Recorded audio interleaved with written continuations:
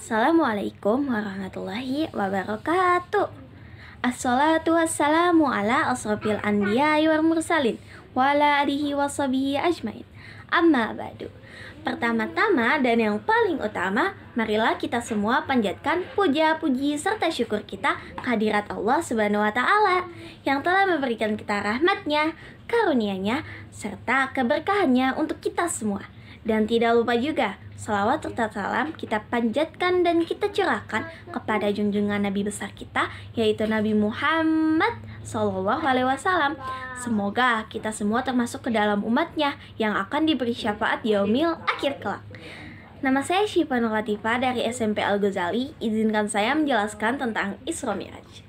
Oke teman-teman, pertama aku akan membacakan surat ini adalah surat dari Al-Quran yang menjelaskan tentang Isra Mi'raj. Bismillahirrahmanirrahim.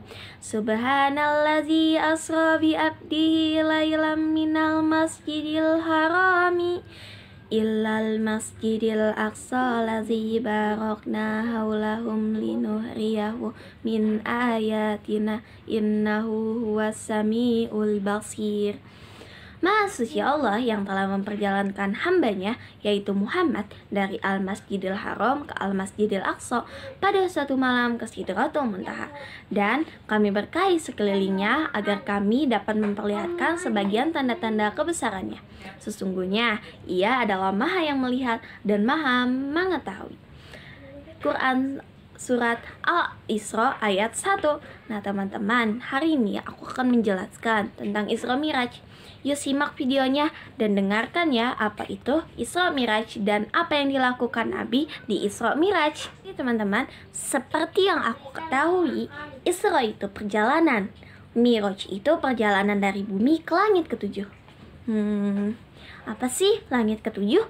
Langit ketujuh biasa disebut Sidratul Muntaha yang ditandai oleh pohon bidara yang sangat besar.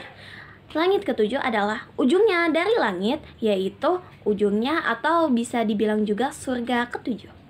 Nah teman-teman, tidak ada makhluk hidup yang bisa ke langit ketujuh kecuali Nabi Muhammad yang diberi kelebihan oleh Allah Subhanahu wa Ta'ala.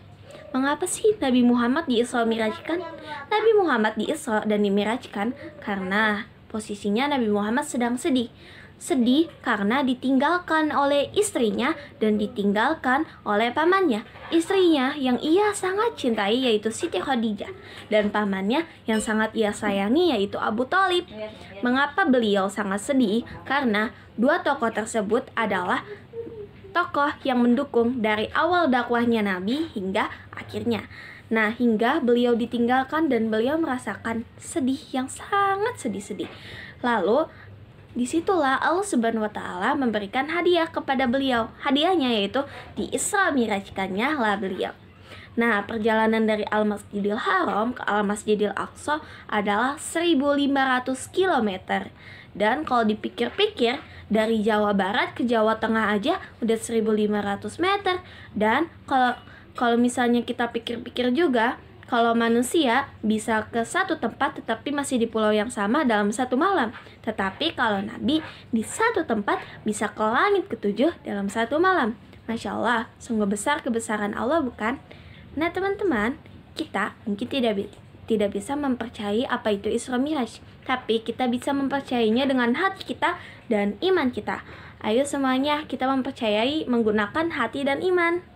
Perjalanan Nabi dari langit ke-1 hingga ke langit ke-7 itu apa sih? Pertama, Nabi ke langit ke-1 itu menggunakan buraq atau kendaraan yang sangat cepat. Bahkan saking cepatnya, hanya 1 kali kedipan beliau sudah menyampai ke langit ke-7. Sangat hebat bukan? Sangat besar kekuasaan Allah Subhanahu wa Ta'ala.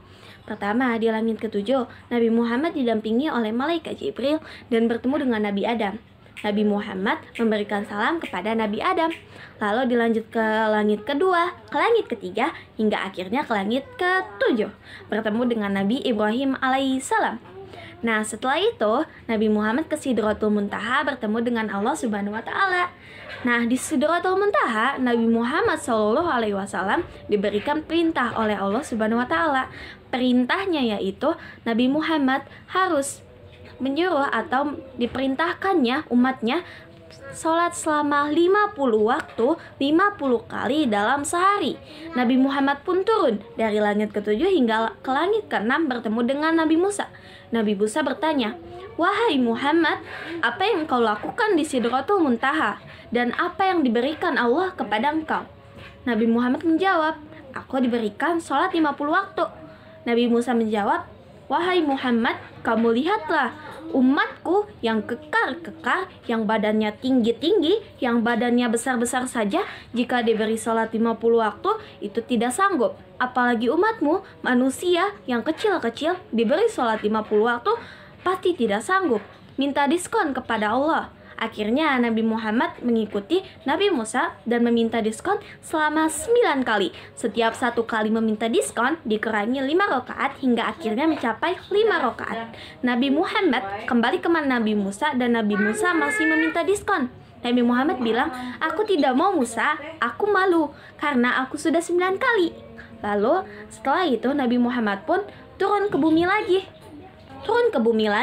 Nabi Muhammad memerintahkan umat manusia untuk sholat 5 waktu. Nah, teman-teman semua, di sini bisa kita ambilkan pelajarannya begitu baiknya Nabi Muhammad, begitu baiknya Allah Subhanahu wa taala telah mengurangi sholat yang dari 50 waktu menjadi 5 waktu. Tetapi kita semua masih sering meninggalkannya. Dan kita semua masih sering mengabaikannya. Yuk teman-teman, mulai sekarang kita rajin beribadah, kita lagi bersalawat kepada Nabi Muhammad SAW, karena kita akan diberi syafaat di yaumil akhir, di hari kiamat akan diberi pertolongan oleh beliau. Nah, dari ibadah yang 50 kali, bayangkan kita hanya menjalankan 5 kali, dan 5 kali ini setiap poinnya itu 10, setiap rakaat atau setiap waktunya itu 10. Jadi ketika kita melaksanakan 5 waktu, kita dapat 50 poin, yang artinya kita mendapatkan 50 poin tanpa harus melakukan 50 kali sholat. Sungguh hebat bukan? Dan sungguh besar bukan kemuliaan Allah Subhanahu wa taala.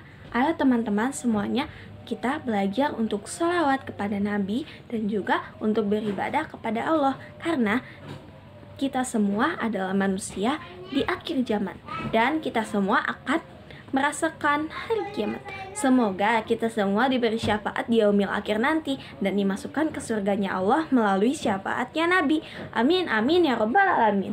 Sekian ceramah saya. Saya mohon maaf bila ada kesalahan kata atau ada kesalahan-kesalahan lainnya. Saya mohon maaf bila ada kekurangan. Saya hanya manusia biasa yang tidak luput dari kesalahan. Terima kasih semuanya. Wabillahi taufik wal hidayah. Wassalamualaikum warahmatullahi wabarakatuh.